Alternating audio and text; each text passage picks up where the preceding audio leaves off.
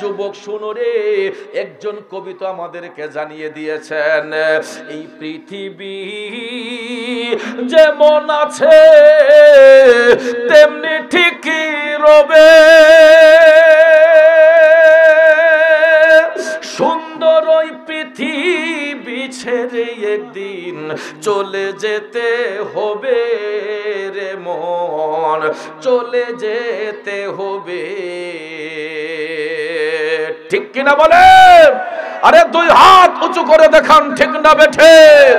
নারায়ে তাকবীর, নারায়ে রিসালাত, আহলে সুন্নাত ওয়াল জামাত, সুন্নি মহাসম্মেলন। এই পৃথিবী যেমন আছে তেমনি ঠিকই রবে, সুন্দর ওই পৃথিবী ছেড়ে একদিন চলে যেতে হবে রে মন, চলে যেতে হবে। ঠিক কিনা বলেন? বন্ধুরা আমার, দুনিয়াতে আসার ক্ষেত্রে সিরিয়াল মেনটেন হয়, যাবার ক্ষেত্রে কোনো সিরিয়াল মেনটেন করা হয় না। আমার বন্ধুরা, অনেক সময় দেখা যায় বাবার কাছে বিদায় নিয়ে সন্তান বাহিরে গেছে, 1 লক্ষ 1.5 লক্ষ 2 লক্ষ টাকা খরচ কইরা মোটর সাইকেল কিনছে, আছে না? আব্বা অমুক কেন যাই, আম্মা অমুক কেন যাই, বাবা ছেলেকে মোটর সাইকেল কিনে দিল। একদিকে চায়ের দোকানে বৈশা বাবা আড্ডা মারতেছে বন্ধুদের সাথে, ছেলে মেয়ের কথা যখন শুরু হয়েছে, কত আব্বা দেখবেন একটু ফখরিয়তের ভাবে, ওই আরে পাগল সেচ্ছে কি করবো, 2.5 লাখ টাকা উন্ডা কিনা দেওয়ান লাগছে, 3 লাখ টাকা উন্ডা কিনা দেওয়ান লাগছে। বাপে গিয়া বন্ধুরার সাথে গর্ব করে, ছেলে বাবার কাছ থেকে বিদায় নিয়া হবিগঞ্জ থেকে শাইস্তাগঞ্জে গেল, হবিগঞ্জ থেকে বানিয়াচং গেল, হবিগঞ্জ থেকে লাখাই গেল, চুনারুঘাট গেল, বাহুবল গেল, নবীগঞ্জ গেল। হঠাৎ করে দেখা যায় মাইল রেস বাড়ার কারণে সামনে দিয়া যখন একটা ট্রাক্টর আসলো, সামনে দিয়া যখন একটা সিএনজি আসলো, সামনে দিয়া যখন আরেকটা ট্রলি গাড়ি আসলো, হঠাৎ করে দেখা যায় ওভার স্পিড থাকার কারণে, আস্তে করে লাগার কারণে 2-3টা পোল্টি মাইরা সেলের মস্তক গেছে এক জায়গায়, গাড়ির চাকা গেছে এক জায়গায়, গাড়ির হ্যান্ডেল গেছে আরেক জায়গায়। হঠাৎ করে দেখা যায় সেলের যখন মস্তক খুঁজে পাওয়া যায় না, হাড় গোড় কিছুই খুঁজে পাওয়া যায় না, এমন কিছু মানুষ যখন দেখতে আসে, হঠাৎ করে দেখে তার পকেটের মানি ব্যাগটা রাস্তার উপরে পড়ে আছে। যুবক রে, যেই বাবা চায়ের দোকানে বসে সন্তান নিয়ে গর্ব করছে, মানি ব্যাগের মধ্যে পরিচয় পত্র পাইয়া হঠাৎ করে দেখা যায় বাবার মোবাইলের মধ্যে একটা ফোন আসছে, অমুক নামের ব্যক্তিটাকে কয় আমার ছেলে কি হইছে, ছেলেরে কই পাঠাইছেন, কারে আমারে কইয়া গেছে, কই জানে যাইব, আমি তো সঠিক জানি না। হঠাৎ করে দেখা যায় ওই পড়োশিরা ফোন দিয়া বলতেছে আপনার ছেলের লাশ নিয়ে যান। বেটাগিরি শেষ। ঠিক কিনা? এ বাবা কামতে কামতে পেরেশান, কোথায় কোথায় জায়গার লোকেশনটা দেন। তখন দেখবেন বাবা পায়ের জুতার খোঁজ করে না, নতুন শার্টের খোঁজ করে না, ছেলে জন্ম দিছে, ছেলের মায়ায় দেখবেন খালি পায়ে এমন একটা দৌড় মারে, আমার ছেলে কোথায় রে। পিছনে দেখবেন আরো 10 জন দৌড়ায়। হাঁটতে হাঁটতে বাবা যখন লোকেশন অনুসারে জায়গায় গেছে, যাইয়া দেখে গো ছেলের পেস কাটিং তো চেনা যায় না, মস্তক উড়ে গেছে, হাড় গোড় রাস্তার মধ্যে পড়ে গেছে। পুলিশ ভাইরা আসে, পোস্টমর্টম হয়, মোটর সাইকেলের অস্তিত্ব নাই। দেখা যায় এই মোল্লাবাড়ির মাঠ সংলগ্ন জানাজার মাঠে যখন জানাজার জামাত যখন দেওয়া হয়, আপনারা দেখবেন যেই বাবা গর্ব করত আমার ছেলের হাতে আল্লাহ যেন আমারে মাটি দেওয়ায়, কিন্তু এমনও পরিস্থিতি হয় দেখা যায় বাবার হাতে সন্তানকে দাফন করতে হয়। ডিয়ার সুন্নাহ সুন্নিয়তের সত্যবাণী মেহেদী হাসান। বাবারে, মৃত্যুর যন্ত্রণা আমার আপনার সবারই আসবে, এটা থেকে কেউ আমরা রেহাই পাবো না। পৃথিবীর জমিনে যে জাতির জন্ম হয় সে জাতির মৃত্যু অনিবার্য। এই জন্য সূরাতুল কাফির 19 নম্বর আয়াতে কারিমায় আল্লাহ রাব্বুল আলামিন আমাকে আপনাকে জানিয়ে দিয়েছেন, বিসমিল্লাহির রহমানির রহিম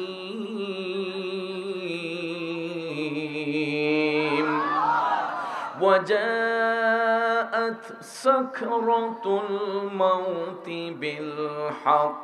একটা জবান বন্ধ রাখবেন না, জবান খুলে উচ্চস্বরে বলুন আল্লাহু আকবার।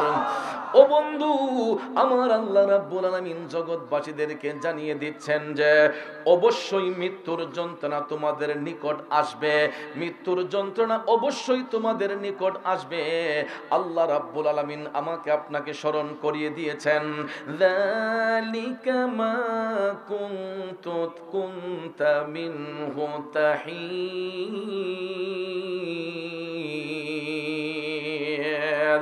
এটা হতেই তোমরা অব্যাহতি চেয়েছিলে, অর্থাৎ আল্লাহ রাব্বুল আলামিন আমাকে আপনাকে স্মরণ করিয়ে দিয়েছেন, বান্দারে তুমি তো প্রতিটা মুহূর্তে মুহূর্তে আমি আল্লাহকে ডেকে বলেছিলে, মৃত্যুর যন্ত্রণা থেকে বাঁচার জন্য তুমি আমি আল্লাহর কাছে তওবা করেছিলে। আমরা দেখবেন যখনই তওবা করি আল্লাহর দরবারে আমরা ফরিয়াদ করি, হাত উঠাইয়া বলি আল্লাহ গো আমাকে ঈমানের সহিত মৃত্যু দান করো, এই কথা বলি কি বলি না বাবাজিরা আমার? অর্থাৎ এটা থেকে আমরা অব্যাহতি চেয়েছি আল্লাহর দরবারে, মৃত্যুর যন্ত্রণা থেকে বাঁচার জন্য আমরা আল্লাহর দরবারে অ্যাপ্লিকেশন করে আসছি।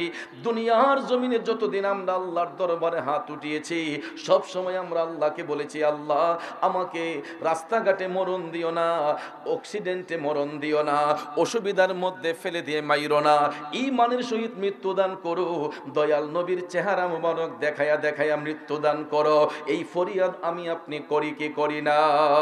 বন্ধুরা আমার, মৃত্যুর বিছানায় আমি আপনি যখন শুয়ে যাব, হাদিস শরীফের মধ্যে আল্লাহর হাবিব সাল্লাল্লাহু আলাইহি ওয়াসাল্লাম বলেছেন, আজরাইল আলাইহিস সালাম আমার আপনার জান কবজ করার জন্য যখন আসবে, আজরাইল ফেরেশতার দুইটা সূরত থাকবে গো। ও বন্ধু, মুমিনদের কাছে আজরাইল এক সূরতে যাবে, আর মুনাফিক বেঈমানের কাছে আজরাইল ভিন্ন সূরতে যাবে। আর ভিন্ন সূরতটা কেমন হবে?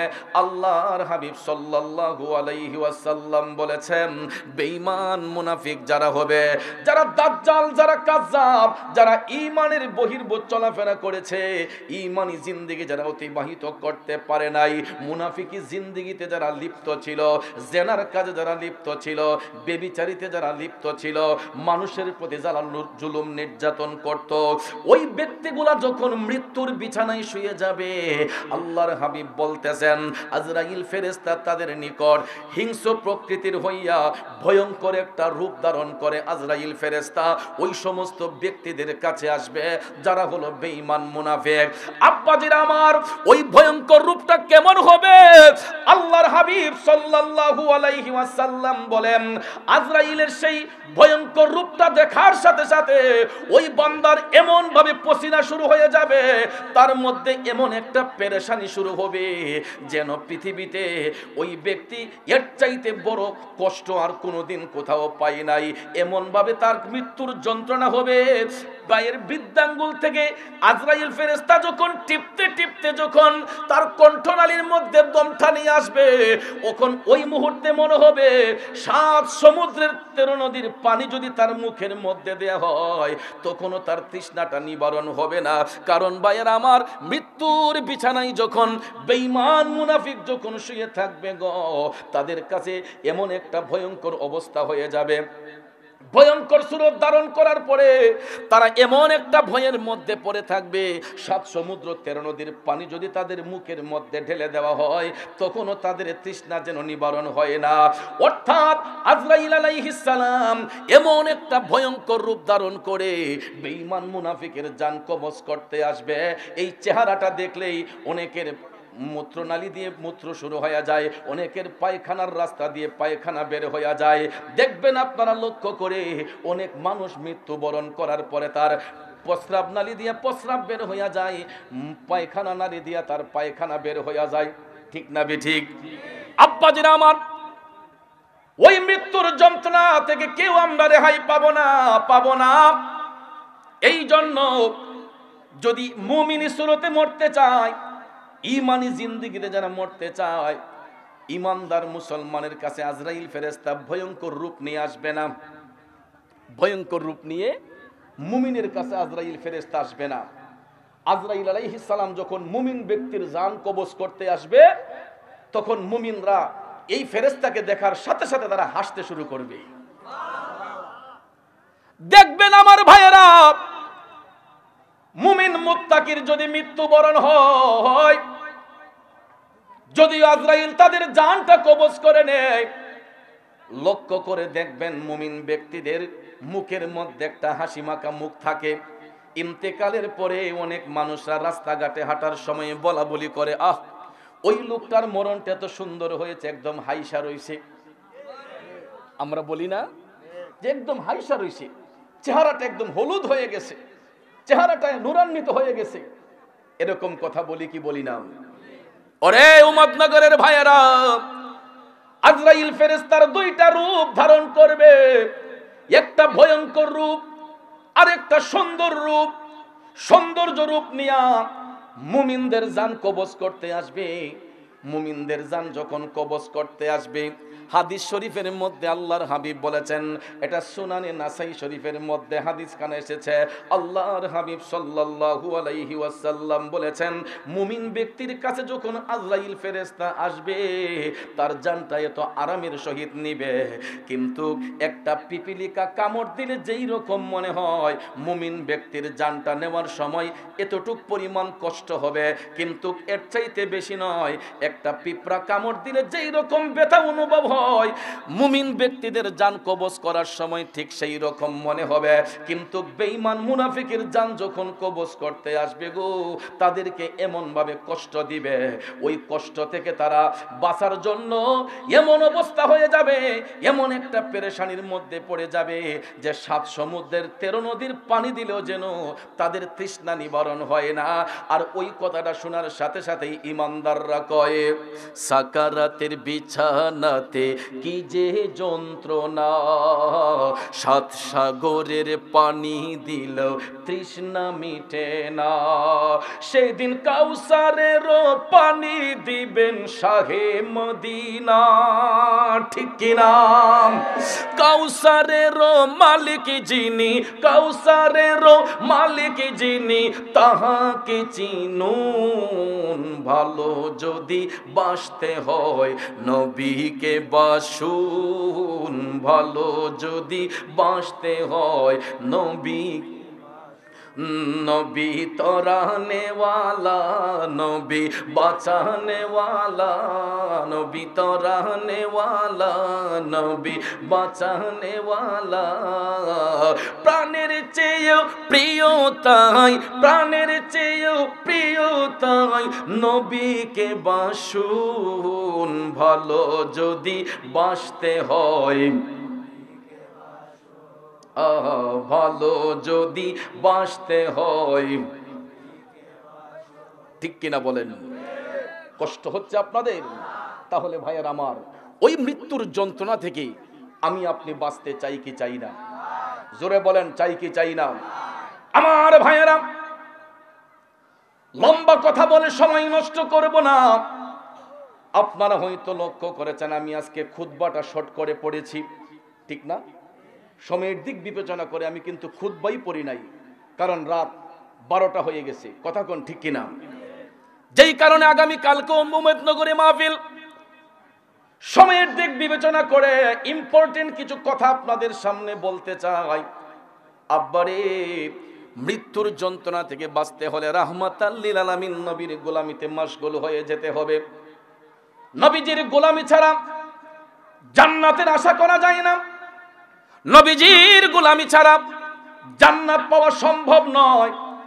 যত বন্দেগী করি না কেন, নবীর মহব্বত ছাড়া, নবীর ভালোবাসা ছাড়া জান্নাতের আশা করা সম্ভব নয়। কারণ ভাইয়ারা আমার, মুসলমান পরিচয় দেওয়া যাবে, কিন্তু মুমিন যদি পরিচয় দিতে হয় রাহমাতাল লিল আলামিন নবীকে ভালোবাসতেই হবে। কারণ দেখেন, ইয়াজিদ মুসলমান ছিল, 30 পারা কোরআনের হাফেজ ছিল, কিন্তু তা সত্ত্বেও বলুন তো ইয়াজিদ জান্নাতি না জাহান্নামী? জান্নাতি না জাহান্নামী? ইয়াজিদকে যদি কেউ জান্নাতি কয়, সে কি? সেও জাহান্নামী। কথা কোন ঠিক কিনা? ইয়াজিদকে যারা জান্নাতি বলবে সেও জাহান্নামী। কারণ ইয়াজিদ হলো বেঈমান, ইয়াজিদ মুনাফিক, ইয়াজিদ ফাসিক। আমার ভাইয়েরা, ইমাম হুসাইন রাদিয়াল্লাহু তাআলা আনহু মুসলমান ছিলেন। ইমাম হুসাইন শুধু জান্নাতি নয়, জান্নাতি যুবকদের সরদার। কথা বলেন ঠিক না বিঠিক? এই জন্য আমার ভাইয়েরা, বন্ধুরা, আমরা হুসাইনি আদর্শের পাগল। কারণ কবি বলেছেন, তুমি পরশ আমি লোহা, ও দয়াল দেখিবারে পাই। ওরে পরশের কিরণে লোহা স্বর্ণ দেও বানাই গো দয়াল, এই ভিক্ষা চাই তোমার প্রেমাগুণে আমায় পুইরা করসাই। ঠিক কিনা বলেন আমার আব্বাজিরা গো? ও যুবক বন্ধুরা, ভালো লোকের সঙ্গে চলাফেরা হইলে ভালো হওয়া যায়, বেঈমান মুনাফিকের সঙ্গে চলাফেরা করলে ঈমান নষ্ট হয়ে যায়। কথা কোন ঠিক কিনা? তাইলে বলুন, আমরা মুমিনদের সঙ্গ নিতে চাই কি চাই না?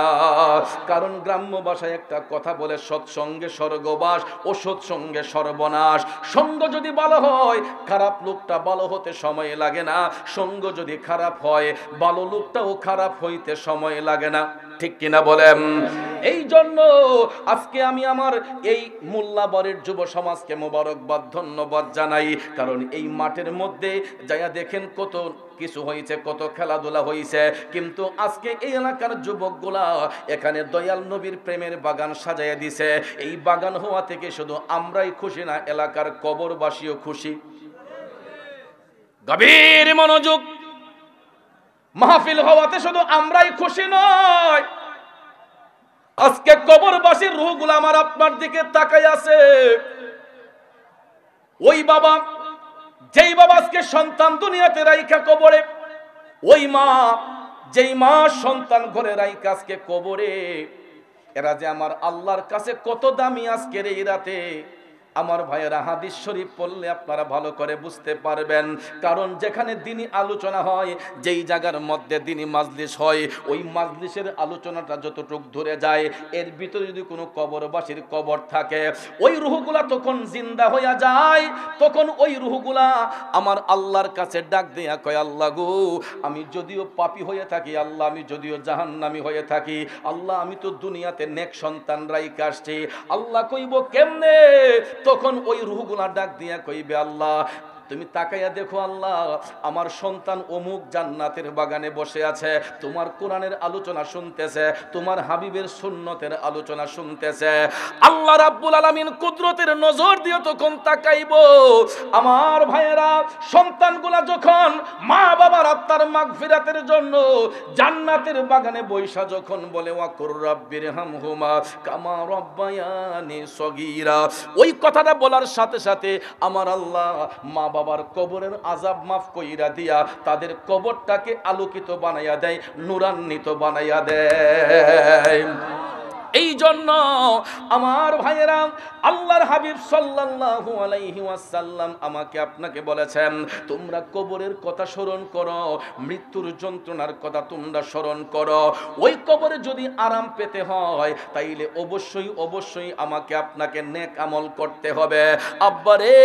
কারণ হাদিস শরীফে আল্লাহর হাবিব সাল্লাল্লাহু আলাইহি ওয়াসাল্লাম বলেছেন, মুমিন ব্যক্তির কবরটা 3.5 হাত হয় না।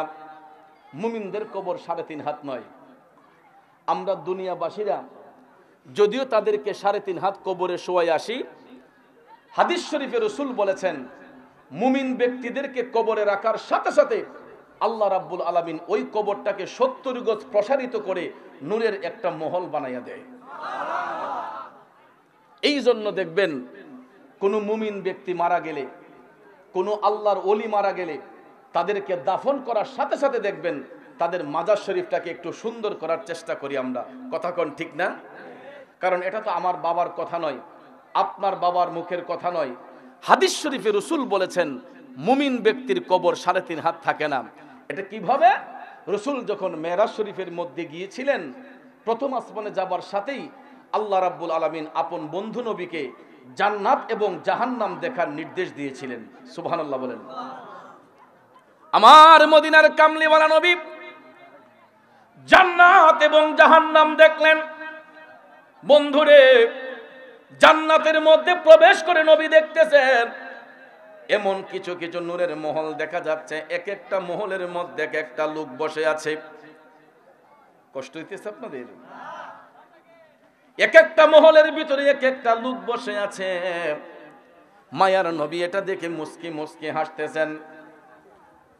জিবরাইল আলাইহিস সালাম নবীজির গোলাম খাদেমের দায়িত্ব পালন করতেছেন।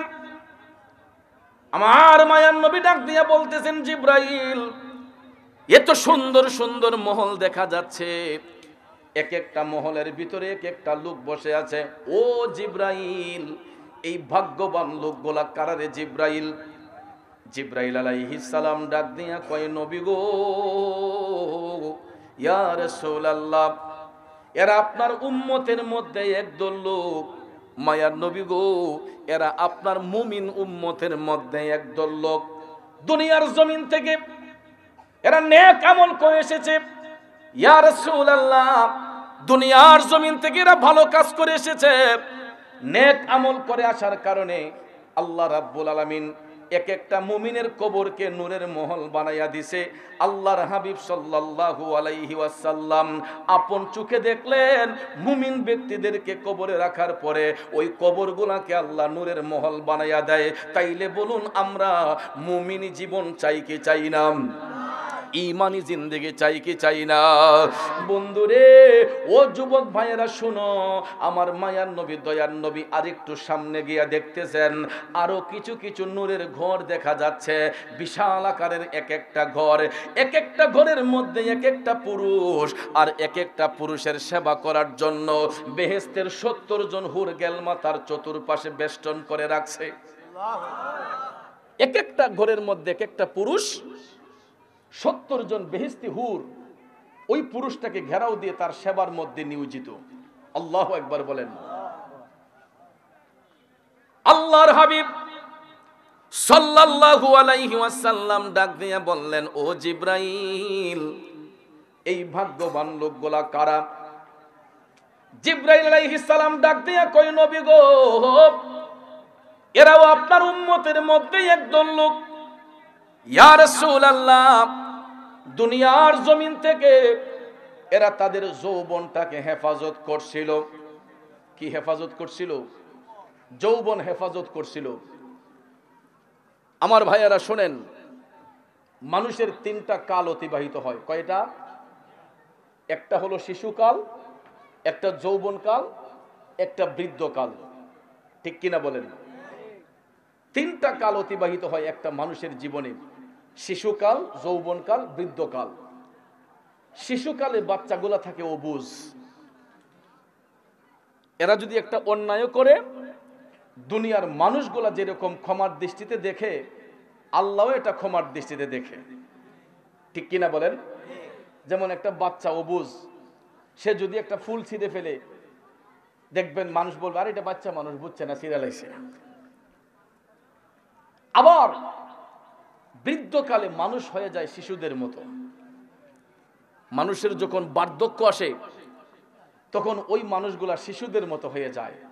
যেমন এই যে আমার দুই পাশে 2 বাবাজি বসা, তারা একদিন আমাদের মতো জোয়ান ছিলেন। ঠিক কিনা বলেন? তাদের চামড়াগুলা খুব টান ছিল, খুব সুঠাম দেহের অধিকারী ছিলেন। দেখলে তুই বোঝা যায় অনেক লম্বা লম্বা লোকটি। যৌবন যখন আসিন 5 মাইল 10 মাইল আইটে গেছেন গা, গায়ে লাগছেনি। আর এখন গোট থেকে মসজিদে যাইতে কষ্ট হয়, ঠিক না? এই জন্য কবি বলেছেন, চলিতে চরণ চলে না, দিনে দিনে ও বস হই, আগের বাহাদুরি এখন গেল কই, চাচা গো আগের বাহাদুরি এখন গেল কই। কথা ঠিক না ঠিক? সত্য না? এ যুবক ভাইয়েরা আমার, ওই চাচাগুলা যখন নিশিরাতে ফজরের নামাজ পড়তে উঠে রে, এরা দুইটা চোখের পানি গড়াইয়া গড়াইয়া আল্লাহর দরবারে কান্দে আর ডাক দিয়া কয়, আল্লাহ যদি আর একটা বার আমার যৌবনটা ফিরাইয়া দিতা, আমি কত মজা করে তুমি মওলারে ডাকতাম, ঠিক না বিঠিক? আমার চাচারা এখন আফসোস করে, নামাজের মুসল্লায় বসতে যখন কষ্ট হয়, রুকু করতে যখন কষ্ট হয়, সিজদা করতে যখন কষ্ট হয়, দুইটা চোখের পানি ছেড়ে দিয়ে তারা কান্না করে, আল্লাহ গো কেমন দিন পার করে আসলাম, যদি আবার যৌবনটা ফিরে পাইতাম, তুমি মওলারে কত মজা করে ডাকতাম। কিন্তু যতই কান্নাকাটি করুক না কেন আমার ভাইয়েরা, বলুন তো, যেই দিন চলে যায় সেই দিন কি আর কোনোদিন ফিরে আয়?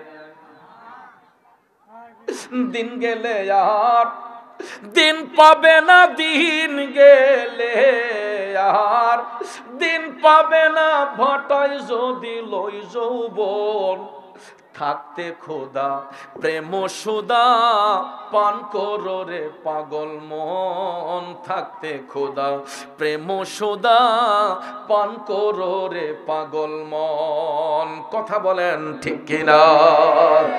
এই উম্মতনগরের বন্ধুরা, বাবাজিরা, আমার আল্লাহ শিশুকালের হিসাব বান্দার কাছে চাইবে না। বৃদ্ধকালে চলে গেলে মানুষ যখন সেন্স হারা হয়ে যায়, শিশুদের মতো হয়ে যায়, বৃদ্ধকালের হিসাবটাও আল্লাহ বান্দার কাছে চাইবে না। একটা কালের হিসাব আমার আল্লাহরে দিতে হইব গো, এটা হলো আমার আপনার যৌবন কাল।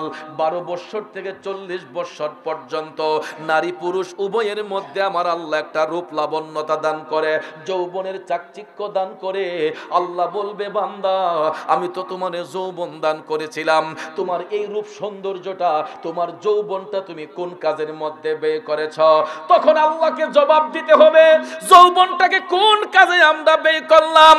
এ যুবক ভাইয়েরা, কথাগুলো শোনার পর আমি দেখতেছি অনেকেই রাস্তা দিয়ে হাঁটতেছো, অনেকেই দোকানপাটে বসে আছো, শরীরে শক্তি আছে, রূপ লাবণ্যতা আছে, কিন্তু এই সোনার দেহ একদিন ধূলিসাৎ হইয়া যাইব। কথা বলেন ঠিক না বেঠে?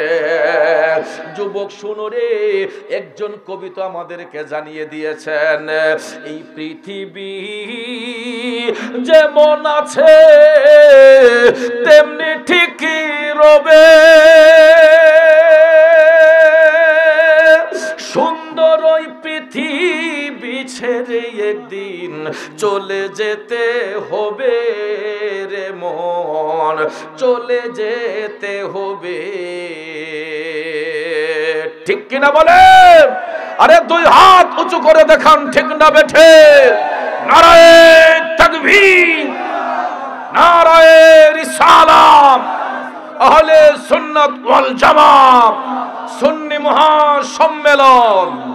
এই পৃথিবী যেমন আছে তেমনি ঠিকই রবে, সুন্দর ওই পৃথিবী ছেড়ে একদিন চলে যেতে হবে রে মন, চলে যেতে হবে, ঠিক কিনা বলেন? বন্ধুরা আমার, দুনিয়াতে আসার ক্ষেত্রে সিরিয়াল মেনটেন হয়, যাবার ক্ষেত্রে কোনো সিরিয়াল মেনটেন করা হয় না। আমার বন্ধুরা, অনেক সময় দেখা যায় বাবার কাছে বিদায় নিয়ে সন্তান বাহিরে গেছে, 1 লক্ষ 1.5 লক্ষ 2 লক্ষ টাকা খরচ কইরা মোটর সাইকেল কিনছে, আছে না? আব্বা অমুক কেন যাই, আম্মা অমুক কেন যাই। বাবা ছেলেকে মোটর সাইকেল কিনে দিল। একদিকে চায়ের দোকানে বৈশা বাবা আড্ডা মারতেছে বন্ধুদের সাথে। ছেলে মেয়ের কথা যখন শুরু হয়েছে, কত আব্বা দেখবেন একটু ফখরিয়তের ভাবে, ওই আরে পাগল সেচ্ছে কি করবো, 2.5 লাখ টাকা উন্ডা কিনা দেওয়ান লাগছে, 3 লাখ টাকা উন্ডা কিনা দেওয়ান লাগছে। বাপে গিয়া বন্ধুরার সাথে গর্ব করে। ছেলে বাবার কাছ থেকে বিদায় নিয়া হবিগঞ্জ থেকে শাইস্তাগঞ্জে গেল, হবিগঞ্জ থেকে বানিয়াচং গেল, হবিগঞ্জ থেকে লাখাই গেল, চুনারুঘাট গেল, বাহুবল গেল, নবীগঞ্জ গেল। হঠাৎ করে দেখা যায় মাইল রেস বাড়ার কারণে সামনে দিয়া যখন একটা ট্রাক্টর আসলো, সামনে দিয়া যখন একটা সিএনজি আসলো, সামনে দিয়া যখন আরেকটা ট্রলি গাড়ি আসলো, হঠাৎ করে দেখা যায় ওভার স্পিড থাকার কারণে, আস্তে করে লাগার কারণে 2-3টা পোল্টি মাইরা সেলের মস্তক গেছে এক জায়গায়, গাড়ির চাকা গেছে এক জায়গায়, গাড়ির হ্যান্ডেল গেছে আরেক জায়গায়। হঠাৎ করে দেখা যায় সেলের যখন মস্তক খুঁজে পাওয়া যায় না, হাড়গোড় কিছুই খুঁজে পাওয়া যায় না।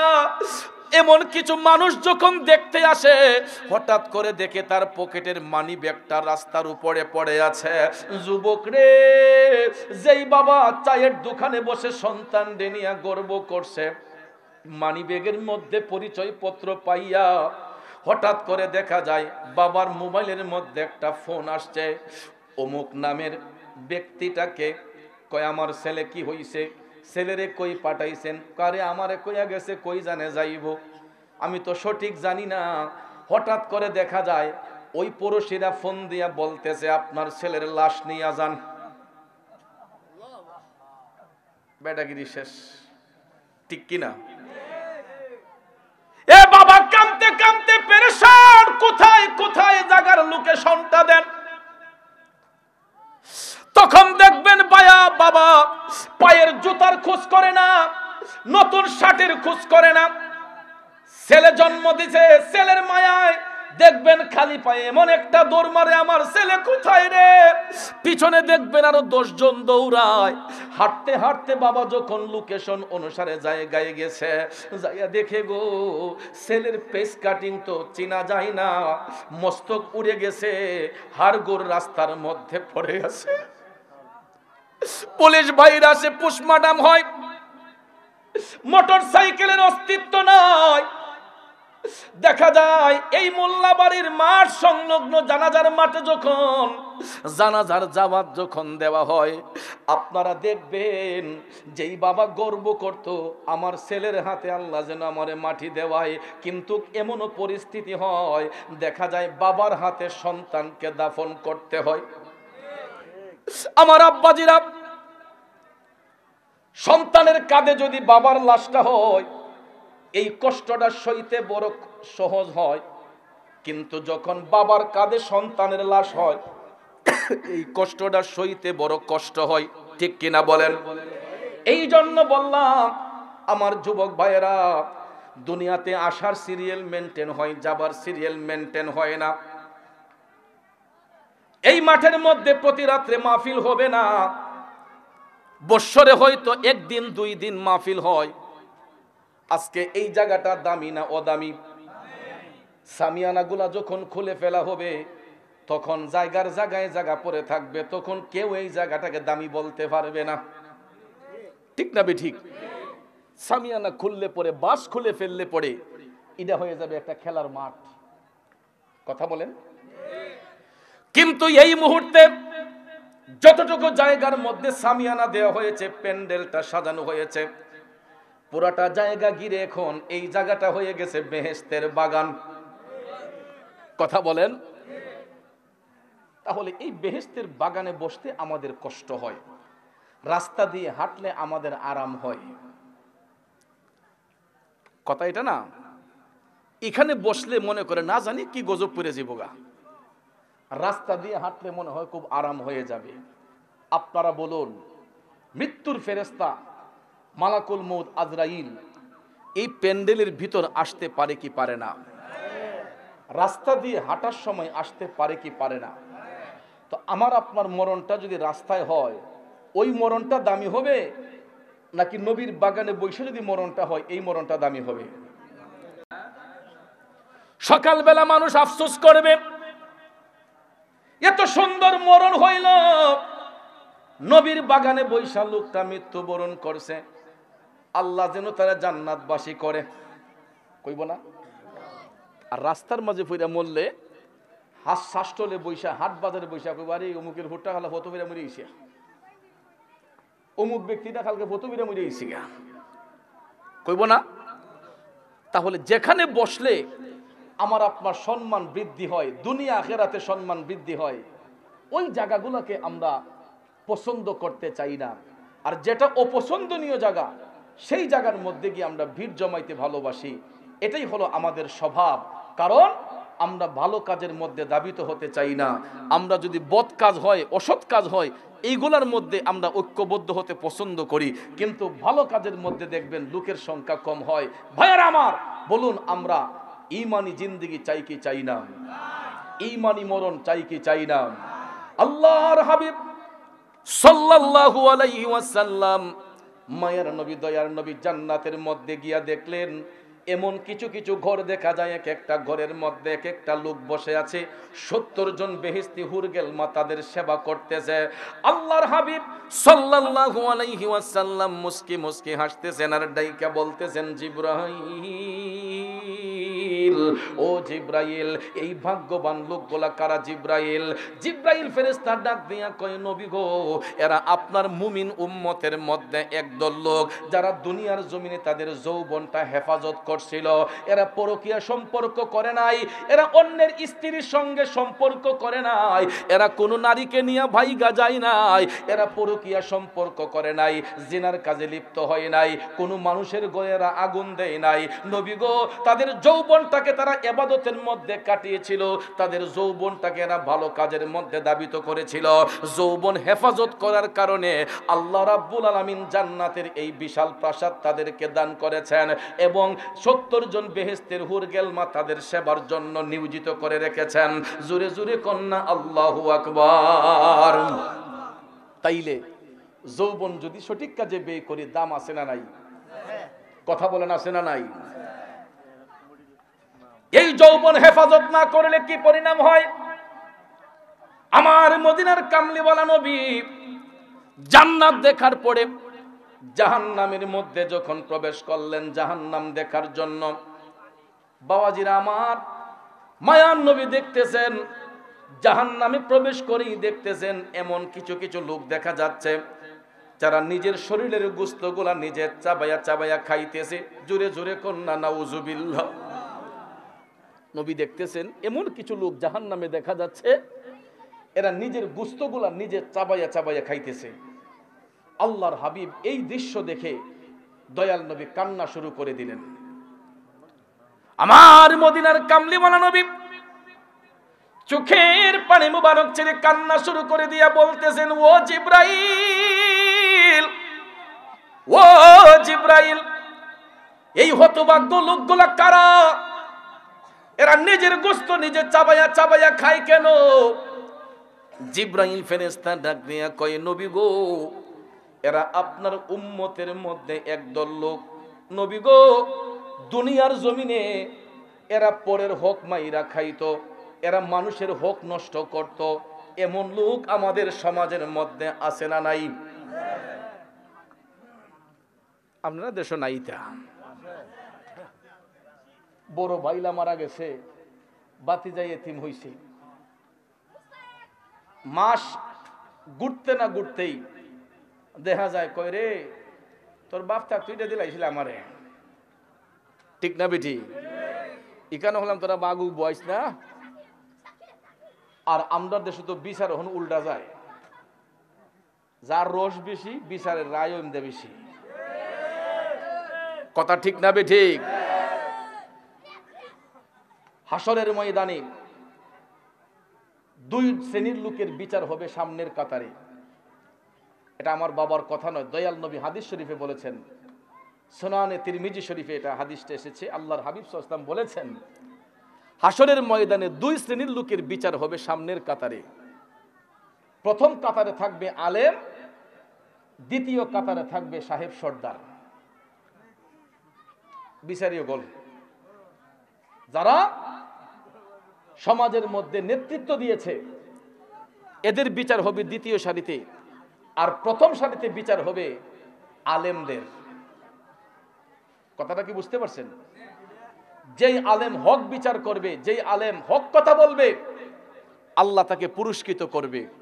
যেই আলেম হককে লুকিয়ে মিথ্যা কথা বলবে, অগ্নির কাছে দিয়া আল্লাহ তার জিহ্বা কেটে দিবে।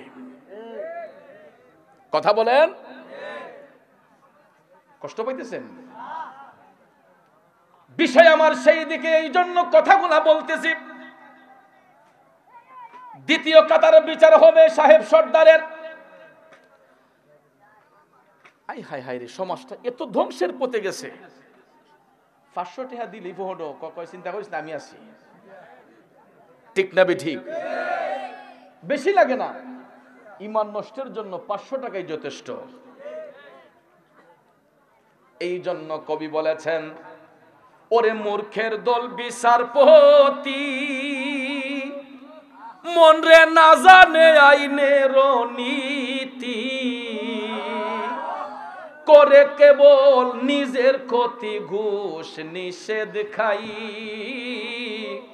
প্রেমের বাজারে দেখি মানুষ নাহি পাই, ভবের বাজারে মানুষ সীমা শঙ্কা নাই, প্রেমের বাজারে দেখি মানুষ নাহি পাই। ঠিক কিনা বলেন? আব্বাজির আমার এই মোল্লাপাড়া মোল্লাবাড়ির যুব সমাজরা যদি এখন এখানে মালজুরার গানের অনুষ্ঠান করত, যাত্রা গানের অনুষ্ঠান করত, পাবলিকের অভাব হইতো না। কিন্তু এখানে আল্লাহর হাবিবের প্রেমের বাগান সাজিয়েছে। এই জন্য ফাঁকে ফাঁকে লোকগুলা যদিও তামসা করতে আসছিল, এখন অনেক লোক বাড়িতে চইলা গেছে। কথা কোন ঠিক না বিঠে? ও বন্ধু রে, গভীর মনোযোগ। আল হাক্কু মুররুন, বাজান সত্য কথা তিতা লাগবে, কিন্তু আমি সত্যটা বলতে পছন্দ করি। আমার বাড়ি ইন্ডিয়া নয়, পাকিস্তান নয়, রাজশাহী নয়, বগুড়া নয়, দিনাজপুর নয়, খুলনা নয়, কুমিল্লা নয়, চট্টগ্রাম নয়, আমি হবিগঞ্জেরই সন্তান। ঠিক না? আমি নিজের পরিচয়টা দিতে ভালোবাসি, নিজের এলাকার পরিচয়টা দিতে ভালোবাসি। অনেক বক্তারা দেখবেন তাদের পরিচয় দেয় ঢাকা, রাজশাহী, দিনাজপুর, ঠিক না? অথচ বাড়ি গিয়ে দেখেন হবিগঞ্জ, কিন্তু পরিচয় দেয় ঢাকার। একবার মুদনগরী আমার নামের পরে ঠিকানা দেয়া দিছে খতিব ভৈরব বাস স্ট্যান্ড জামে মসজিদ। আমি খুব মাইন্ড করছি যে খতিব ভৈরব বাস স্ট্যান্ড জামে মসজিদের, এটা আমি সত্য। ভৈরবী সাহেব মারা যাবার পর থেকে আমি সেখানে খুতবা দেই, জুমার নামাজ পড়াই প্রতি শুক্রবারে। কিন্তু তাই বলে কি আমার পরিচয় ভৈরব বাস স্ট্যান্ড দিতে হবে? আমি তো হবিগঞ্জের সন্তান, আমার তো একটা পরিচিতি আছে। কথা কোন ঠিক না ঠিক? কারণ আমার কারণে যদি আমার দেশকে মানুষ চিনে, আমার হবিগঞ্জকে মানুষ চিনে, এটা আমার দেশের প্রতি আমার টান। কথা কোন ঠিক না ঠিক? এই জন্য আমি যত বড় পিসাবি হই, যত জায়গায় আমার ডিগ্রি থাকুক, আমি সব সময় আমার পরিচয় দেই স্নানঘাট লতিফিয়া দরবার শরীফ, বাহুবল হবিগঞ্জ। বলছে যে আমি ভৈরব দেওয়ার দরকার নাই, ঢাকা দেওয়ার দরকার নাই, আমার এলাকার পরিচয় দিতে হবে। ঠিক না ঠিক? এখন এলাকার মানুষ হিসেবে কি আপনারা মাহফিলে কিছু লোক কমে গেছেন না, তাই নাকি? কারণ আমি জানি হবিগঞ্জের মানুষ আমাকে ভালোবাসে, আর এই ভালোবাসার বহিঃপ্রকাশ এই আপনারা যারা এখন বসে আছেন। কথা কোন ঠিক না? বাজান আমার ওয়াকিব খান অনেক চেষ্টা করে আমাকে দাওয়াত করেছে। আমার আমজাদ হোসেন জালালি বলে গিয়েছে যে প্রতি রাত্রে মাহফিল 2টা 3টা, এটা সত্য। প্রতি রাত্রে 2টা তো একদম মাস্ট। আর এখন মাহফিলের তো সৃজন লাগে না, আমাদের মাহফিল 12 মাস। তাহির হিসাব মুরাদ সাহেবের মাহফিল 12 মাস চলে, দিন লাগে না, তারিখ লাগে না। কারণ এখন ডিজিটাল যুগ তো, উপরে টিন দিয়ে দেয়, দিলে আর প্যান্ডেলে বৃষ্টি পড়ে না। জোর বৃষ্টি হইলেও দেখা যায় মাহফিল স্থল শুকনা থাকে, পাবলিকেরও কমতি হয় না। নবীনগরে যদি আমি রাত 2টায় মাইক ধরি, দেখা যায় পুরা প্যান্ডেল ভরপুর থাকে। এটা আপনাদের দোয়া। আর আজকে এটা আমার নিজের ঘর, উমেদনগর আমার এলাকা, হবিগঞ্জ আমার এলাকা, কথা কোন ঠিক না ঠিক? যেহেতু আমি শহরে অবস্থান করি, আপনারা তো আবাদের লোক, তো কিছু কিছু হক কথা বলা দরকার আছে না ভাইয়েরা আমার? শুরুতেই বলেছি লম্বা কথা বলবো না, অল্প কিছু কথা বলবো। আমার ভাইয়েরা বন্ধুরা, 2 নম্বর কাতারে বিচার হবে সাহেব সর্দারদের, যারা ন্যায় বিচার থেকে দূরে থাকে, মানুষকে সত্যকে মিথ্যা বানায়, মিথ্যাকে সত্য বানায়। আসেনি? টাকা যার বেশি দেখবেন আয়া কয় ভাই সাহেব সামনে দিন তোলে দেয়া দেখুন কিতাবে দিন ও কিতাব হতাম বসা কবাই সাহেব এমন বিষয় এটা তো এমনি ভালো লাগবো যা গরু জ্ঞানা হতিল দে ঘুমা, আমি উত্তর দিতাম রায়। এমন লোক আসেনি? আমার ভাইয়েরা,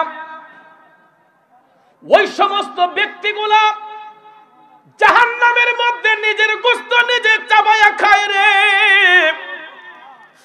আবার মদিনার কামলিওয়ালা নবী জাহান্নামের মধ্যে ঢুকে দেখছেন এমন কিছু লোক দেখা যায় যারা নিজের গোশত নিজে চাবায়া চাবায়া খায়।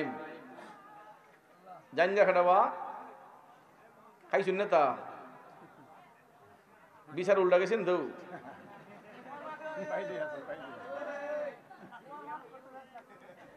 ইতা কথা হইলে আবার অনেকে ওই একটা মুসলমানের মাই রবি ইতা হইলা তলে দায়িত্ব জায়গা। হক কথা হইলে তো অনেকে সহ্য হয় না, কথা কোন ঠিক না? ওরে বাগানে বৃক্ষের সীমা নাই, সকল বৃক্ষে আগর চন্দন মিলবে না রে ভাই। ওরে আগর বইলা শেউরা গাছে কুড়াল খানি ভাঙ্গো না, অজ্ঞানে কি চিন্ত পারে আকবরি সোনা। ঠিক না ঠিক? গভীর মনোযোগ, আইলদা বাইন্দা লই কষ্ট হইতেছে বাবাজিরা আমার। বলতেছিলাম কি, ন্যায় বিচার যার কাছে পাবেন ওই যোগ্য ব্যক্তিকে যোগ্যতার আসনে বসান।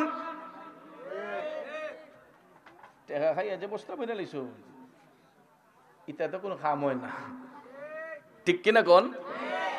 মদিনার কামলিওয়ালা নবী জাহান্নাম দেখতে গিয়া দেখছেন নিজের গোশতগুলা নিজে চাবায়া চাবায়া খায়। আল্লাহর হাবিব টপ টপ করে চোখের পানি ছেড়ে কান্না শুরু করে দিয়েছেন। ও জিব্রাইল, জিব্রাইল এরা কারা? জিব্রাইল ফেরেশতা কই নবী গো, এরা আপনার উম্মতের মধ্যে একদল লোক যারা দুনিয়ার জমিনে মানুষের হক নষ্ট করত, এরা মানুষের সঙ্গে প্রতারণা করত, মানুষকে ঠকাইতো। এই জন্য আল্লাহ রাব্বুল আলামিন জাহান্নামে তাদের জন্য কোনো খাবার পণ্য রাখে নাই। এরা পেটের ক্ষুধায় কাতর হইয়া নিজের গোশত খাওয়া শুরু করছে। নবী বললেন জিব্রাইল এরা কতদিন নিজের গোশত খাবে? জিব্রাইল ফেরেশতা ডাক দেয়া কই নবী গো, এরা নিজের গোশত খাইতে খাইতে হাড্ডিগুলা যখন বের হইয়া যাবে, আবার আমার আল্লাহ তাদের শরীরের মধ্যে হাড্ডি জয়েন করবেন, আবার খায়া শেষ করবে, আবার দিবেন। এইরকম ভাবে কিয়ামতের আগ পর্যন্ত এরা নিজের গোশতগুলা নিজে চাবায়া চাবায়া খাইবে। জোরে জোরে কন্না নাউজুবিল্লাহ। বন্ধুরা আমার, আমার মদিনার কামলিওয়ালা নবী আর একটু সামনে গেলেন, যাইয়া দেখে গো আরো কিছু কিছু লোক দেখা যাচ্ছে তাদের পেটগুলা অনেক উঁচা উঁচা, পেটের চামড়াগুলা খুবই পাতলা, সাপ বিচ্ছুগুলা তাদের পেটের মধ্যে কিল কিল করতেছে। জোরে জোরে কন্না নাউজুবিল্লাহ। নবীজি আর একটু সামনে গিয়ে দেখতেছেন পেটগুলা অনেক উঁচা উঁচা, পেটের চামড়াগুলা খুবই পাতলা, সাপ বিচ্ছু তাদের পেটের মধ্যে কিল কিল করতেছে। নাউজুবিল্লাহ বলবেন না?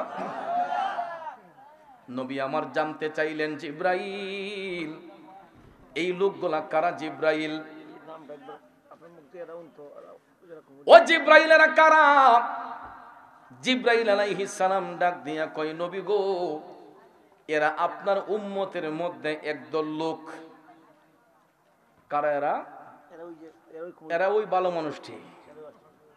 আচ্ছা ইডি কইবেন তো ভালো মানুষ, এরা যে ওয়াজ করছে এরা কথা হইব নে, কারণ একটু সবুর করুন। নাম তো ইডেন কইতাম না, আর তো গুস্তা নাই নাম ইডেন না, আরো যদি এক্সট্রা থাকে ইডেন কইব নে, আসল কথাটা কইলই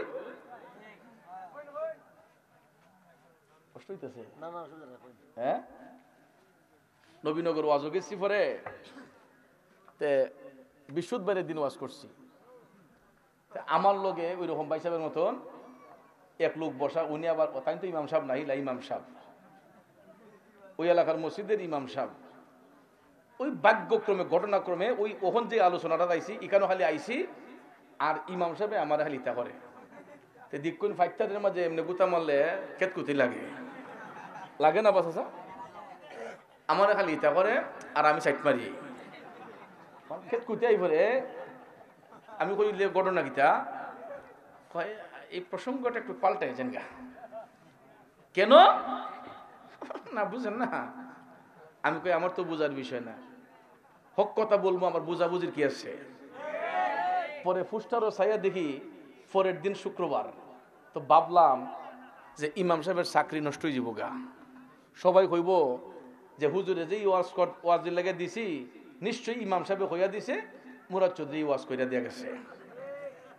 কিছু কিছু ইমাম সাহেবে চাকরি বাছাইবার লেগিয়া সুদ ঘুষের ওয়াজ মসজিদও করে না, না জানি চাকরি নষ্ট জায়গা আছে ইমন ইমাম সাহেব, কথা কোন ঠিক না।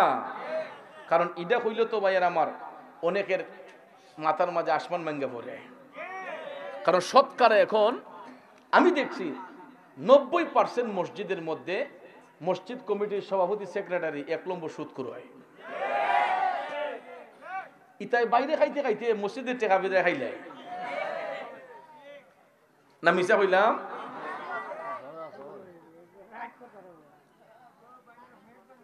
ওরে বাগানে সর্পের সীমানাই,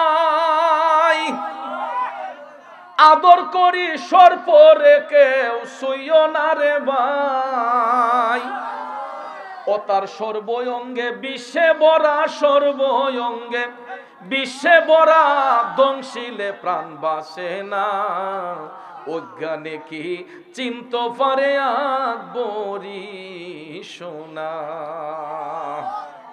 বুঝছেন নি আর কি বন্ধু, মসজিদের সভাপতি যদি বানাতে হয় একজন আল্লাহওয়ালা লোক, নামাজি লোক দেখে বানান। মসজিদের সেক্রেটারি যদি বানাইতে হয় একজন আল্লাহওয়ালা লোক, নামাজি লোক দেখে বানান। ক্যাশিয়ার যদি বানাতে হয় একটা নরম মনের মানুষরে বানান। কিন্তু আউলাজওয়ালা লোক বানাইলে হিসাবও পাইতেন না, এটি মসজিদের টাকা কেশ বেড়াইয়া খায়ালাই, আছে না নাই?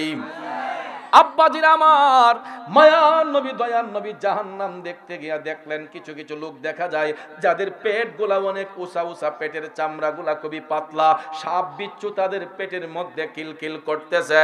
দয়াল নবী বললেন জিব্রাইল এরা কারা? জিব্রাইল কয় নবী গো এরা আপনার উম্মতের মধ্যেই একদল লোক, দুনিয়ার জমিনের মধ্যে এরা সুদ খাইতো, ঘুষ খাইতো। কই দিলাম আজকে সাহস কইরা, এরা কিতা খাইতো? ইডির পরিণাম ভালো না খারাপ? জিব্রাইল ফেরেশতা কই নবী গো সুদকুর ঘুষকুরের পেটে যেই সাপে কামড়ায়, একটা সাপ যদি দুনিয়াতে কালো শ্বাস মারে গোটা পৃথিবীটা অন্ধকার হয়ে যাবে।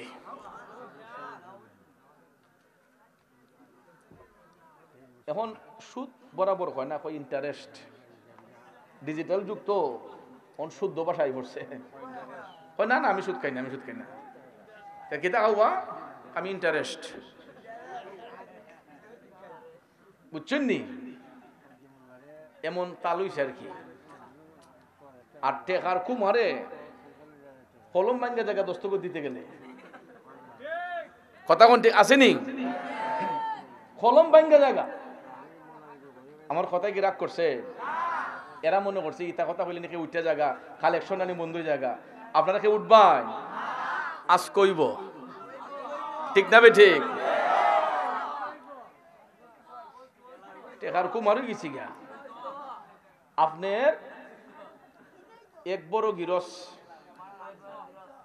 বলি তেমনি গিরস খুব ডাট তে ফৈসার কুমারে কয় আমার জি গাবো বিয়া দিতাম না কই দিবা বা টাউন শহর ছাড়া বিয়া দিতাম না। এরপরে গোটক যখন বউ দেখতেছে তে একলা জামাই সন্ধান লিয়া গেছে গ্রামের মাঝে গিয়া কইছে ভাইসা গৃহস্থ কইতাছে কয় জামাই পাইছে এগুলা কিতাবা নাইট গার্ড নাইট গার্ড ইংলিশে কইছে। এখন নাইট গার্ড হইন না গৃহস্থ বেটা সে লেখাপড়া জানে না তো ওই এমনি গুইরা টেকা বানাই দিছে বুঝছেন নি। এখন কয় থেলি সব্যনাশ শিক্ষিত জামাই দি নাইট গার্ড কয় তাড়াতাড়ি মাতো বিয়া আমি আর কুস্তা দেখতাম না ই জামাই দরকার শহরে নিবারি টাউনও কইতেলি দেখ তাড়াতাড়ি দেখ। এরপরে বিয়া মাতা শুরু করছে বিয়া ওই গেল নাইট গার্ডের লগে বড় গিরস গ্রামের পয়সাওয়ালা লোক দেলাইছে নাইট গার্ডের কাছে বিয়া। এখন বিয়ার পরে কয় আমার জিলা কি দাদা সেদিক কেইজন গিয়া আইসে টাউনও আইয়া দেখে জামাই হারা দিন খালি ঘুমায় আর যে সন্ধ্যা হয় জামাই ঘর থেকে বাড়ি জায়গা রাইতের ভিতরে আর বাসা থাকে না। একদিন দুই দিন তিন দিন থাকার পরে শ্বশুরে কয় শুনলাম আমার জামাই চাকরিয়ান নাইট গার্ড বেটা দেখালি হারা দিন ঘুমান বেটা হইতা হইল কোন চাকরি করুন আজকা দেখমু।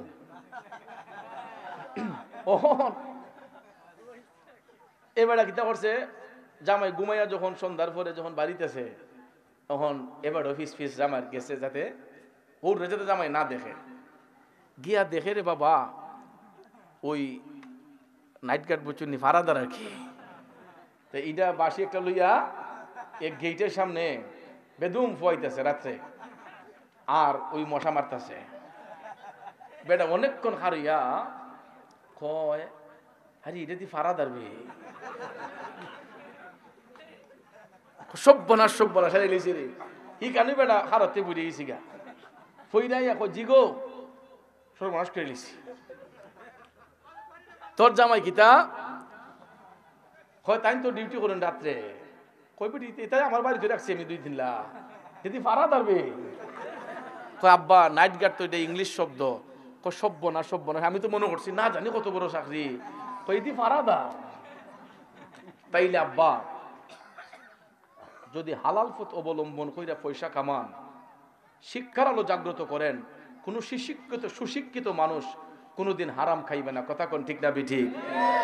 আর যদি হারাম খাইয়া যদি যে দেখ আমার ফুলারে আমি যেটা স্মৃতি দিয়ে গেছি আমার তা যেটা আমার ফুলা খাইয়া শেষ করবে না এটা আস্তে আস্তে বহলময় এটা বড় ইয়া বাপের মতো এটাও সুদ খাওয়া ঘুষ খাওয়াই খেলায় কথা কোন ঠিক না বিঠিক না বিঠিক। আমার কথায় কি বিরক্ত হইছেন আপনারা রাগ হইছেন কারণ আমার এই বিষয় দিছে কবর এবং হাসরের বিষয় এই আলোচনা করতে গেলে কথাগুলো চলে আসে গো আমার মায়ার নবী দয়ার নবী দেখতেছেন সুদকুর ঘুষকুরের পেটের মধ্যে সাপ বিচ্ছুগুলা কিলকিল করতেছে আব্বারে জিব্রাইল ফেরেশতা কই নবী গো এই সুদকুর ঘুষকুরের পেটের ভিতরে সাপগুলা বের হইয়া যদি একটা কালো শ্বাস মারে গো নবী সাপের বিষে গোটা পৃথিবীটা অন্ধকার হইয়া যাইব জুরে জুরে কন্যা নাউজুবিল্লাহ। এবং শুধু সেটা নয় সুদ ঘুষের ব্যবসা যারা করে আপন মায়ের সঙ্গে জিনা করা যেরকম অপরাধ সুদ ঘুষের সাথে জড়িত হওয়া এটা এমন অপরাধ। এখন খাওয়া না খাওয়া আমাদের ইচ্ছা না খাইলেও আলহামদুলিল্লাহ আর খাইলে এটা আপনাদের ইচ্ছা। আব্বাজিরা আমার পরিণামটা হইল এইরকম আমার কথায় কি বিরক্ত হইতেছেন আল হাক্কু মুররুন সত্য কথা তিতা। বন্ধুরে এবার আরেকটু সামনে গিয়ে আলোচনা শেষ করে ফেলবো কারণ অনেকের হয়তো শরীরে মরিচ লাগছে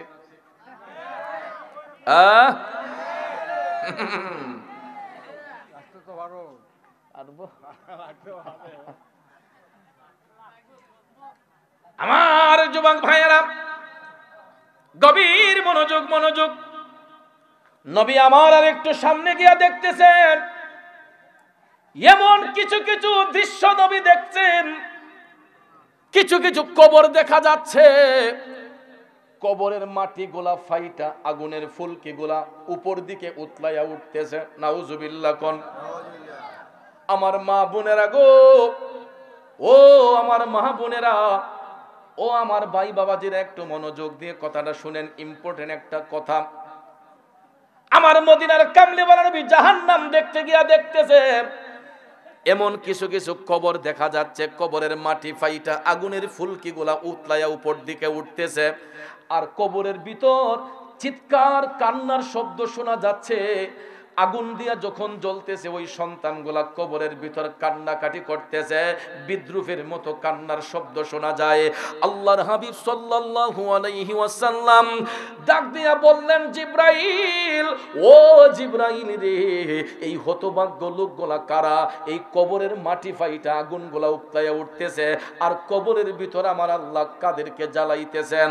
জিবরাইল ফেরেশতা ডাক দিয়া কয়, নবী গো, এরা আপনার উম্মতের মধ্যেই একদল লোক দুনিয়ার জমিনে এরা মা বাবার মনে কষ্ট দিয়েছে, মা বাবার উপর হাত উঠাইছে, এমন সন্তান পৃথিবীতে আছে না নাই?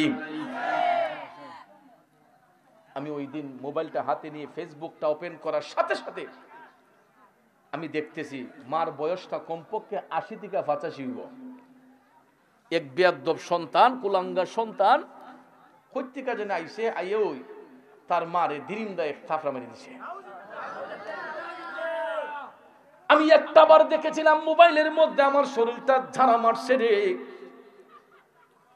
আব্বাজিরা, আমার শরীরটা একটা কাঁপুনি মারছে। মা আল্লাহ গো কই একটা চিৎকার মারছে। ওই আল্লাহ গো কইয়া যে চিৎকার মারছে পরিণামটা কি জানেননি? হাদিস শরীফে নবী বলছেন, মা যদি সন্তানের আঘাতে আঘাত প্রাপ্ত হয়ে আল্লাহ কইয়া ডাক মারে, আমার আল্লাহর আরশটা তখন থরথর কইরা কাইফা উঠে। যেই মারে আমরা কষ্ট দিই, ওই মা সন্তান সন্তান কইয়া কান্না করে। ছেলে যদি কোথাও যায়, মার মনে শান্তি নাই, কখন আসবে জাদু ফিরিয়া? ঠিক কিনা কোন? এই উম্মতনগরের যুবক, একটা দিন মায়ের চোখের আড়াল হইয়া থাইকো, দেখবা গরের স্ত্রী তোমার এত খবর নিবে না যতটা খবর নেই দরদি মা। মা দুঃখিনীটা পাগলিনীর মতো হইয়া যায়। বউরে গিয়া ডাক দিয়া কয়, কি গো, আমার অমুকরে একটা ফোন দেও না, কই আছে একটু জানো না? ছোট মেয়েরে ডাক দিয়া কয়, তোর ভাই সাহেবরে একটা কল দে। ছোট ভাইটারে কয়, তোর বড় ভাই সাহেবরে একটা কল দে, দেখ না কই আছে, আমার ফুটটা তো এখনো ঘরে আসতেছে না। কয় না? যুবক ভাইয়েরা আমার,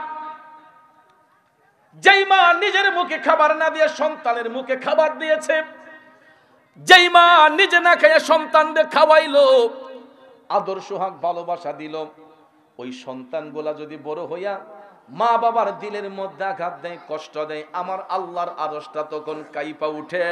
যুবক শুনো রে, মা বাবার মনে কষ্ট দিয়া দিন রাত যদি তুমি নামাজ পড়তে পড়তে কপালে কালো দাগ ফেলে দাও, তোমার নামাজ রোজা সব বিফলে চলে যাবে। এই জন্য আমার ভৈরবী সাহেব গাইতেন, মা বাবাকে দুঃখ দিলে নামাজ রোজা যাই বিফলে।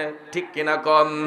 মা বাবাকে দুঃখ দিলে নামাজ রোজা যাই বিফলে, মার কলিজায় আঘাত দিলে খোদা সহে না। আল্লাহ নবীজির দয়া তারা পাবে না, আল্লাহ নবীজির দয়া তারা পাবে না। মা বাবা অতি আপন, মা বাবারে করো যতন, মা বাবা অতি আপন, মা বাবারে করো যতন। তিন কথার সাথী পায়া বইলা যায়ও না, আল্লাহ নবীজির দয়া তারা পাবে না। ঠিক কিনা বলেন? জগতের বন্ধুরা রে, ও মুরব্বী বাবাজিরা গো, আমার মদিনার কামলিওয়ালা নবী দেখতেছেন কবরের মাটি ফাইটা আগুনগুলা উতলায় উপর দিকে উঠতেছে। আল্লাহর হাবিব জানতে চাইলেন জিব্রাইল এরা কারা? জিব্রাইল ফেরেশতা ডাক দেয়া কয় নবী গো এরা মা বাবার অবাধ্য সন্তান। এই সন্তানগুলা মার গায়ে হাত উঠাইতো, মা বাবারে কষ্ট দিত, যেই কারণে মাটি পর্যন্ত তাদেরকে গ্রহণ করতে চায় না। আল্লাহ রাব্বুল আলামিন তারপরে তাদেরকে জ্বালাইবার জন্য জাহান্নামের আগুন তাদের কবরের মধ্যে দিয়া দিছে। ওই জাহান্নামের আগুনে কিয়ামত পর্যন্ত ওই সন্তানগুলা জ্বলতে থাকবে। ইয়া রাসূলুল্লাহ নবী গো, কারণ ওই সন্তানগুলা অহরহ তাদের মারে গালাগালাজ করত, মার মনে কষ্ট দিত। উমেদনগরের বাবাজিরা বলুন, এই রকম সন্তান আমার আপনার সমাজে আছে না নাই? ও মায়ের একদার দুধের দাম কাটিয়া গায়ের চাম, একদার দুধের দাম, মায়ের একদার দুধের দাম কাটিয়া গায়ের চাম, পাপোশ বানাইয়া ঋণের সুদ হবে না। এমন দরদি ভবে কেউ হবে না আমার মা, মা গো। ঠিক কিনা বলেন? আব্বাজির আমার, মার মনে বাবার মনে কষ্ট দিনে আল্লাহর ওলি হওয়া যায় না। যুগে যুগে যত সাহাবা হয়েছেন, তবেইন হয়েছেন, তবে তাবিন, আইম্মে, মুজতাহিদিন, ওলি, আব্দাল, গাউস, কুতুব, এখন পর্যন্ত যারা হচ্ছেন একমাত্র মার দোয়ার কারণে, মার সেবার কারণে। কথা কোন ঠিক কিনা? এ বন্ধুরা আমার, বাবাজিরা, পায়ে হাত ধরে বলবো, যদি জাহান্নামের আগুন থেকে বাঁচতে হয়, মা বাবার মনে কষ্ট দেওয়া যাবে না, মা বাবার মনের মধ্যে আঘাত দেওয়া যাবে না। যদি কেউ আঘাত দেয়, জাহান্নামের আগুন তার জন্য নির্ধারিত করে আল্লাহ পাক রেখেছেন। এটা আমার কথা নয়, আপনার কথা নয়, হাদিস শরীফের মধ্যে আমার দয়াল নবী বলেছেন। এবং ওই সন্তানদের শাস্তির দৃশ্যটা আমার দয়াল নবী আপন চোখ মুবারক দিয়ে দেখেছেন। বলুন, নবীর কথা সত্য না মিথ্যা? সত্য না মিথ্যা? এখন সন্তানগুলা বুঝতেছে যার ঘরে মা নাই, ওই সন্তানগুলা এখন আফসোস করে, ইস, গিয়ে যখন দেখে মার ঘরটা শূন্য, মার বিছানাটা খালি, তখন সন্তান বুঝতে পারে যে মা যে কি জিনিস, মা যে কি জিনিস। কথা কোন ঠিক না বেঠিক? ভাইয়েরা আমার, মার মনে কষ্ট দেওয়া যাবে না, সব বন্দেগী বরবাদ হয়ে যাবে।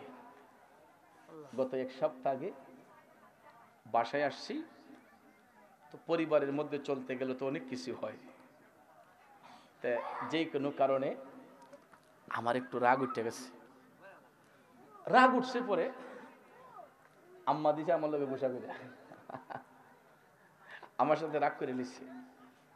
রাগ করে এখন আম্মা কেউ বাদ খেত না আমার সাথে। আমি একটু রাগ দেখাইছিলাম পারিবারিক একটা বিষয়ে। আম্মা কয় রাগ করে নিচ্ছে, খায় না খায় না খায় না। আমার তো ভিতরে শান্তি নাই। পরে আঞ্জা ফাও ধরছি, আঞ্জা দিকে আম্মার ফাও ধরে নিচ্ছি, আম্মা ভুল করছি। আমার লগে লগে আমার ছেলে মাইজুম মিয়া, সুডু মিয়া, হের আগে দাদু আব্বা ভুল করে লিছি, আব্বারে মাফ করে দাও। আঞ্জা দিকে ফাও ধরে লিছি। যখন ফাও ধরে লিছি, আর কি রাগ থাকে? যত কঠিন হৃদয়ের অধিকারী হোক, সন্তান গিয়া যদি মার ফাও ধরে ফেলে, বাবার পায়ে ধইরা ফেলে, ওই মা বাবা আর সহ্য করতে পারে না। আম্মা দেখি জোর করে চোখের পানি পড়তেছে, কন্যা ফুটফুট উঠো উঠো উঠো উঠো, এক কথায় শেষ। অনেক সন্তানরা হয়তো অনেক ভাবে মারে কষ্ট দিই, বাবারে কষ্ট দিই। মা বাবার পায়ে ধরতে কোনো অসুবিধা আছে? দেখবেন পাপি জবানে বলে গেলাম, মার পায়ে ধরে মাফ চাইবেন, আব্বা আমি ভুল করছি, আম্মা আমি ভুল করছি। দেখবেন মা বাপ চোখের পানি ছাইরা কাইন্দা কাইন্দা তবু ফুট ঠিক আছে, সুন্দরী চলিস। কথা বলেন ভাইয়ারা আমার, পায়ে হাত ধরে বলবো, ওই মা বাবা যার ঘরের মধ্যে আছে রে, আল্লাহর রহমত আছে, জান্নাত আছে। যার ঘরে মা নাই বাবা নাই, ওই সন্তানগুলা বড় অসহায় হইয়া থাকে, পরিবারটা একদম শূন্য পড়ে থাকে।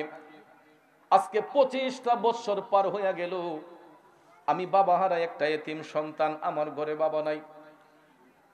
বাবা হারার যন্ত্রণাটা আমার অন্তরের মধ্যে ছটফট ছটফট করে রে বাজান। আমার মতো যারা বাবা হারাইলেন ওই সন্তানগুলা বুঝবে একটা পরিবারে বাবার যে কি প্রয়োজন ছিল। অনেকের ঘরে হয়তো মা নাই, ওই সন্তানগুলা বুঝে মার কি প্রয়োজন। শুনো যুবক, এই সমাজের মধ্যে তিন ধরনের এতিম আছে।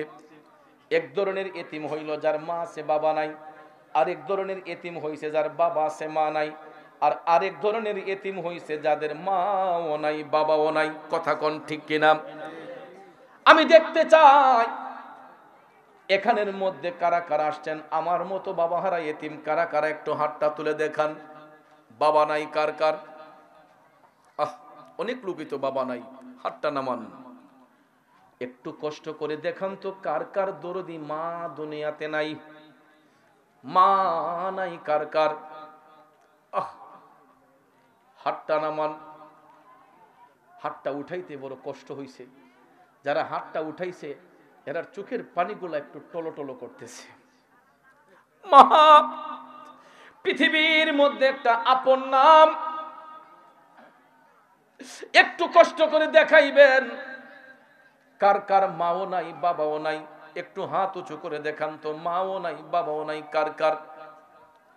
আল্লাহ তাদের মা বাবার কবরটাকে জান্নাতের বাগান বানাইয়া দিও। সকলে কোন আমিন।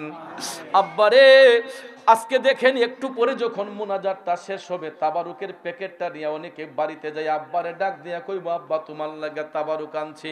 কত ছেলে ডাক দিয়া কইবা আম্মা নেও তোমার নাতিরা লইয়া খাইও তাবারুক আনছে।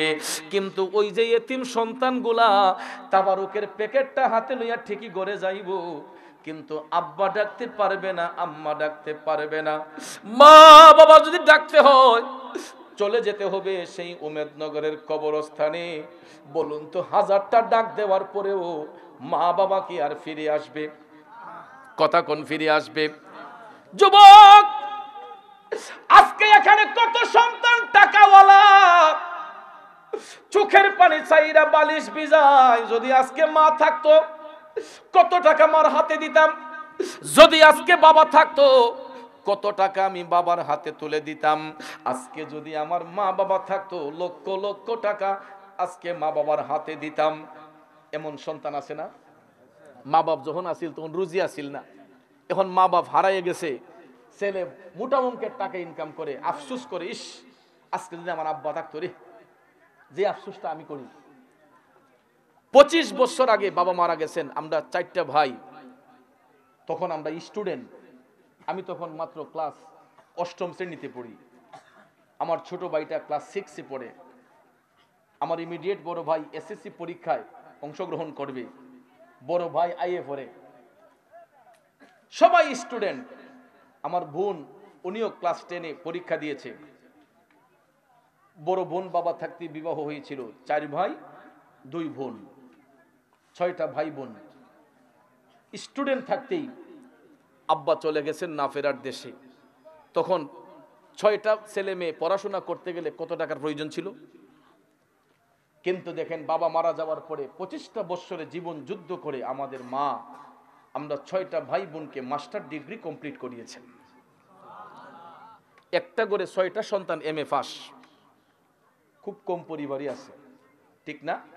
আমি মাঝে মাঝে প্রাউড ফিল করি, আমার মাকে নিয়ে গর্ব করি।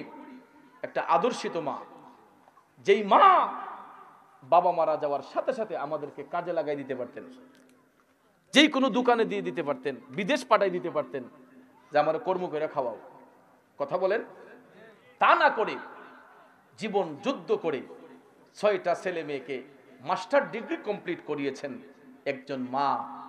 তাহলে ওই মায়ের অবদানটাকে কখনো কোনোদিন ভোলা যাবে? 6টা সন্তান এমএ পাস। এখন আমার কোটি কোটি টাকা, আলহামদুলিল্লাহ আমরা ভাই বোনদের কোটি টাকার সম্পদ আল্লাহ পাক দান করেছে। গাড়ি বাড়ির অভাব নাই, আলহামদুলিল্লাহ। বাড়িও আছে, গাড়িও আছে, জায়গা জমিন সব দিকে ভরপুর। এখন মাঝে মাঝে আফসোস করি, ইসরি আজকে আব্বা থাকলে যদি কইতো ফুত আমার 5 লাখ টাকা দে, চাইতে দেরি হইতো, দিতে দেরি হইতো না। শুধু আমি কেন, আমরা 4 ভাইয়েরই তৌফিক আল্লাহ পাক দিয়েছে। খালি যদি মুখ দেখ কইতো ফুত আমার 5 লাখ টাকা দে, খালি মুখ দেখ কইতো, দিতে দেরি হইতো না। সঙ্গে সঙ্গে চেক লিখে দিয়ে দিতাম। কিন্তু কোটি টাকা যদি খরচ করি ওই বাবারে কি আর ফেরত পাবো? কিন্তু ওই বাবার আত্মার মাগফিরাতের জন্য প্রতি বছর একটা মাহফিল করি দরবারে, ভক্ত মুরিদরা আমাকে সহযোগিতা করে, কিন্তু আমার নিজের অর্থায়নে আমিও অর্থ ব্যয় করি, 4-5 লক্ষ টাকা খরচ করি প্রতি বছর আমার বাবার ইসালের সওয়াব উপলক্ষে। কিন্তু ভাইয়ার আমার, 1000 টাকা কোটি টাকা খরচ করলো বাবার ফিরে আসবে না। কিন্তু বাবার আত্মার মাগফিরাতের জন্য যেই সদকায়ে জারিয়া আল্লাহর পথে দান করি, এটা আমার বাবার কবরের আযাব হালকা হওয়ার একটা রাস্তা। কথা কোন ঠিক কিনা? 3টা আমলের দরজা কোনোদিন বন্ধ হয় না। এরই মধ্যে সর্বপ্রথম যেটা হচ্ছে, এটা হচ্ছে সদকায়ে জারিয়া। আল্লাহর পথে যারা দান করে, মসজিদ, মাদ্রাসায়, মাহফিল, মাজলিসে যারা আল্লাহর পথে যারা দান করে, দানের হাতকে যারা প্রসারিত করে, ওই দানটা কোনোদিন এটা এর যেজা বন্ধ হয় না। এই আমলের দরজা কিয়ামত পর্যন্ত জারি থাকে। আপনি দুনিয়াতে না থাকলেও আপনার এই আমলের দরজা, এই সদকায়ে জারিয়া কোনোদিন বন্ধ হবে না। ভাইয়েরা আমার, বন্ধুরা আমার, তাহলে আজকে আমি দেখতে চাই এই উমেদনগরে মোল্লাহাটি, মোল্লাবাড়ি সুন্নি যুব সংঘের এই মাহফিলটাকে প্রতি বছর সুন্দর রূপ ধারণের জন্য আগামী বছর, এই বছর হয়তো অনেকেই টাকা পয়সা, শ্রম, বুদ্ধি, পরামর্শ দিয়েছেন। আপনাদের অনুদানের কারণে এই মাহফিলটা সুন্দর হয়েছে। আজকে শেষ ভালো যার সব ভালো তার, একটা মানুষ এখন নড়বে না। আমার বিশ্বাস আপনাদেরকে দেখে মনে হচ্ছে বৈশাখ মাসও গৃহস্থরা যখন খোলার দান রাখে, দেখুন এরা বাতাসের অপেক্ষা করে। বাতাস লাইন আইলই দান লাইন ওয়াই কুলা তুলি ওয়াইলে কিতাবে বাসাসা সারি দান লাইন জায়গা থাকে আর সুসালান হয়ে যায় উইরা জায়গা। আজকে আপনারা দীক্ষা মনে হইতেছে যে উমদনগর এই বন্দের হাটির মাঠের মাঝে, আপনার বড় মাঠের মাঝে যত সুসা মুসা যাইছেন, ইতা বাবা বাতাসে উড়ে সাফ করে নিছে। আর এখন যারা বসা আছে ইলেন পুষ্টদান, সারিদান, ইলেন সারিদান।